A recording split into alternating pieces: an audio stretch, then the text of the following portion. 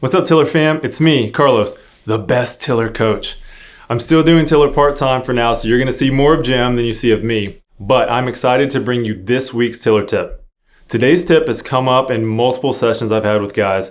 It's about a bison. You may have heard this one before, and I'll address some things up front if you wanna fact check me, which one of my guys did. You may have heard that the bison is the only animal that will walk through a blizzard instead of heading in the opposite direction because they instinctively know that it will get them through the bad weather quicker. Here's what's true. Bison have been observed doing this, and there are some great pictures online, which I'll also talk about here in a bit. What we are not 100% sure of is whether they actually know that facing the storm will get them through it quicker. Regardless, it does get them through the storm quicker. Cattle, on the other hand, tend to go in the opposite direction of blizzards. It seems that cattle are trying to avoid the storm, even outrun it. Unfortunately for cattle, they will ultimately run into a fence and then turn along the fence line and end up trapping themselves in a corner, having to deal with the storm they were trying to avoid, but in a completely vulnerable defensive position.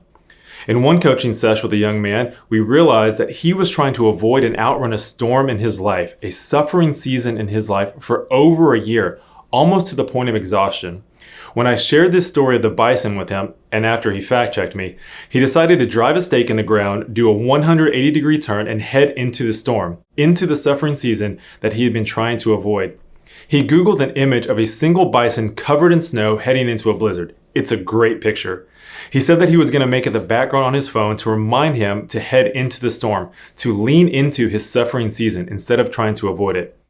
I'm not sure if you remember, but the first Tiller tip I shared was the story of Moses needing Aaron and Hur to come alongside him and hold up his hands when his own strength was not strong enough. I Googled an image of 3 bison covered in snow heading into a blizzard and shared this with the young man I was coaching.